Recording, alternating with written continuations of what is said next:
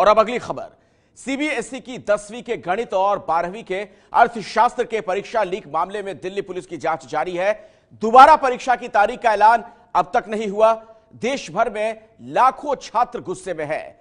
इन छात्रों का कहना है कि कुछ जगह पर पेपर लीक की सजा देश भर में छात्र को क्यों दी जा रही है।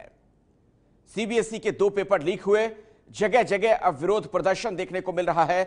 अभिभावक भी गुस्से में हैं, छात्र भी बहुत ज्यादा गुस्से में हैं। बड़ा सवाल यही कि पेपर लीक आखिर मास्टरमाइंड है कौन। सीबीएसई पेपर लीक की जांच दिल्ली पुलिस कर रही है। अब तक क्या कुछ हुआ इस पूरे मामले में, वो आपको सिलसिलेवार तरीके से बताते हैं। पुलिस ने कल रात करीब 10 जगहों पर छापेमारी की है। अब तक मास्टरमाइंड का पता नहीं चल सका है। पुलिस इस मामले में अब तक 25 लोगों से पूछताछ कर चुकी है। इनमें छात्र और शिक्षक तक शामिल हैं। और अब तक की जांच में सिर्फ दिल्ली में ही पेपर लीक की बात सामने आई है। 10वीं में गणित और 12वीं में अर्थशास्त्र की दोबारा परीक्षा की तारीखों का ऐलान सोमवार या मंगलवार को संभव है। पेपर लीक मसले में कांग्रेस ने शिक्षा मंत्री प्रकाश जावड़ेकर के इस्तीफे के साथ सीबीएसई की चेयरपर्सन अनीता करवल से इस्तीफे की मांग की है। अनीता करवल ने कल पहली बार पेपर लीक पर बयान दिया। मैम, ये कहा जा रहा है कि सीबीएसई को पहले जानकारी दी गई थी कि पेपर लीक होने वाला है, फिर भी कैसे हो गई, चूक हो गई? इतना ही कहना चाहूँगी कि हम लोग बच्चों के हित में काम कर रहे हैं और बहुत ही जल्दी बता भी देंगे कि एग्ज़ाम के डेट्स क्या हैं और किसी को बच्चों को चिंता करने की ज़रूरत नहीं है, हम उनके साथ हैं। तो बच्चों के हित में काम किया जा रहा है, लेकिन आखिर पेपर कैसे लीक हुआ, यह बड़ा सवाल है। चूंकि छात्र बहुत ज्यादा परेशान है। पेपर लीक पर इधर राजनीति भी खूब हो रही है। सरकार ने जहां मीडिया पर सनसनी फैलाने का आरोप पढ़ा, तो कांग्रेस पीएम मोदी को लपेट रही है।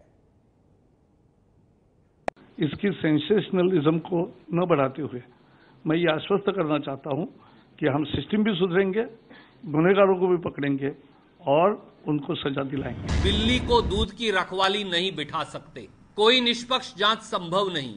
जैसा हमने कहा था, एसएससी चेयरपर्सन और जितेंद्र सिंह जी को हटाए बगैर एसएससी स्कैम की जांच संभव नहीं। इसी प्रकार से प्रकाश जावड़ेकर जी और सीबीएसई चेयरपर्सन को हटाए बगैर सीबीएसई स्कैम की जांच भी संभव नहीं। यही हमारी मांग है। और पेपर लीक की शुरुआती जांच में पता यह चला है कि छात्रों को प्रश्न पत्र 50,000 रुपए तक में बेचा गया। हालांकि बाद में यही पत्र 5 से 10 रुपए तक में भी बिका। इस तरह के मामले में होता यह है कि जिस छात्र ने नकल माफिया से सबसे पहले पेपर को खरीदा, वो बाद में उसी पेपर को किसी दूसरे छात्र को कम रेट में बेच देता है। जैसे जिस छात्र ने 50,000 में खरीदा, उसने दूसरे छात्र को 40,000 में बेच दिया। दूसरे छात्र ने तीसरे छात्र को 30,000 में बेचा होगा। तीसरे छात्र ने 5,000 तक में इसे बेचा है। इस तरह पेपर का रेट गिरते गिरते 5-10 रुपए तक भी आ गया। अर्थशास्त्र और गणित के पेपर लीक होने के बाद सीबीएसई ने अब प्रश्न पत्र के वितरण में महत्वपूर्ण बदलाव का फैसला किया है। आपको बता दें, जो जानकारी हमें मिल रही है, पहले प्रश्न पत्र हर जिले में 5-6 दिन पहले भेज दिया जाता था, लेकिन अब प्रश्न पत्र इलेक्ट्रॉनिक माध्यम से हर परीक्षा केंद्र पर केवल आधे घंटे पहले भेजा जाएगा। पहले जो पेपर भेजे जाते थे वो छपे हुए होते थे, लेकिन अब परीक्षा केंद्रों में लगे प्रिंटर से ही प्रश्न पत्र निकाले जाएंगे। पहले 5-6 अधिकारियों की मौजूदगी में प्रश्न पत्र का बॉक्स खोला जाता था। अब परीक्षा केंद्र पर जो पेपर भेजा जाएगा वो पासवर्ड से सुरक्षित रहेगा। वैसे पेपर लीक से देश भर की अगर बात की जाए तो लाखों छात्र परेशान हैं। एबीपी न्यूज लगातार इनका दर्द आपको दिखा रहा है। आपको लखनऊ में परीक्षा देने वाले छात्रों की आवाज सुनाते हैं, आखिर वो क्या चाहते हैं।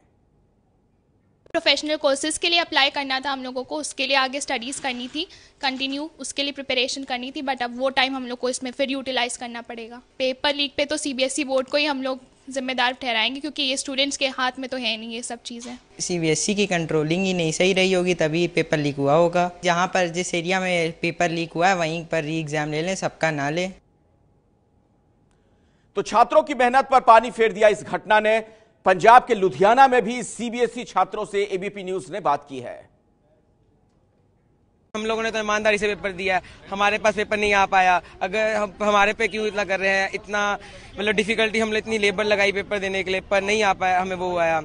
तो सीबीएसई को तो उनके खिलाफ लेना चाहिए ना, जो सीनियर ऑफिसर्स वगैरह जिनके लिए वो आया है, जिन्होंने पेपर लीक कराया, पर इन्होंने हमारे पेपर एक्शन ले रहे हैं, हमारा पेपर दोबारा ले रहे हैं, ये तो बहुत गलत बात है। हमने रीटेस्ट नहीं देना क्योंकि हमने तो अपने ऑनेस्टली पेपर दिए थे, हमारा कोई भी फॉल्ट नहीं है इसमें। जिसने लीक किया उसके ऊपर कार्रवाई होनी चाहिए, हमारे ऊपर हमें क्यों सजा मिल रही है, मेन तो ये है ना, हमें क्यों सजा दे रहे हैं। कुछ गंदे लोगों के कारण और कुछ बच्चों के कारण ये पेपर लीक हुआ है। हमने अपना पूरा 10 दिन लगा के मेहनत करके पेपर दिया है, हमारा पेपर भी बहुत अच्छा हुआ है। अब हम नहीं चाहते कि पेपर दोबारा हो। जिन आदमियों के कारण या पॉलिटिकल पार्टीज के कारण ये पेपर लीक हुआ है, उन पे सख्त से सख्त कार्रवाई हो कि आगे से कोई पेपर ना लीक हो, और जिस एरिया में पेपर लीक हुआ है उधर ही दोबारा लिया जाए। इसमें हमारी कोई गलती नहीं है। पूरे देश में 28 लाख छात्र हैं, पूरे देश में 28 लाख छात्र हैं जिनका दोबारा पेपर हो रहा है, लेकिन ऐसा नहीं होना चाहिए। जिन बच्चों के पास या जिनके पास पहले पेपर पहुंचा था, सीबीएसई को उनकी जांच करवानी चाहिए और उनका ही पेपर दोबारा लेना चाहिए। तो छात्रों का यही कहना है कि अगर सिस्टम में लीकेज है तो उसका खामियाजा हर छात्र क्यों भुगते। आपको अब गुजरात लिए चलते हैं, अहमदाबाद के छात्रों का दर्द देखिए। गलती किसी और की, अगर पेपर दिल्ली में लीक हुआ है तो आपको एक्शन लेना चाहिए उनके खिलाफ जो दिल्ली में है। हमने पूरे साल मेहनत करके मतलब पूरे शिद्दत से हमने पेपर दिया, बट अब वापस देना पड़ेगा।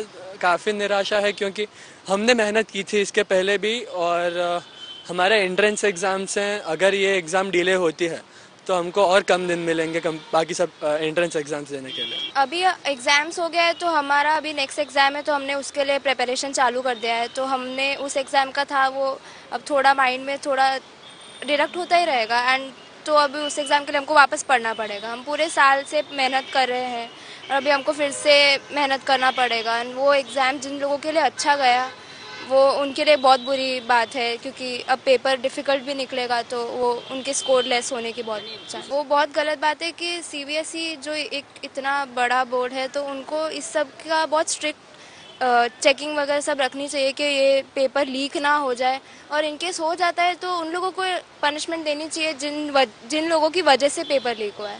एंड हमने ऐसा नहीं किया है तो फिर हम क्यों ऐसा भुगते हैं। जब लास्ट इको के पेपर में हमको काफ़ी लंबी छुट्टी मिली थी तो काफ़ी लोगों ने बाहर घूमने की प्लानिंग कर दी थी। तो वैसे ही जब प्लान बनाते हैं तो जो हमारे जो गैप होता है वो हम लोग पूरा देख के बनाते हैं। अब वो गैप में सारे 11 अप्रैल तक एग्जाम्स ख़त्म होने थे, लेकिन अभी स्टिल इसकी वजह से दिन जुड़ जाएंगे, पढ़ना पड़ेगा फिर से, और सारे प्लान बाहर जाने के जो घूमने का था वो सब चौपट हो जाता है।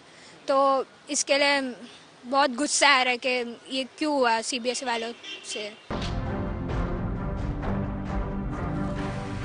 मैं पुण्य प्रसून वाजपेयी आ रहा हूँ एबीपी न्यूज़ में।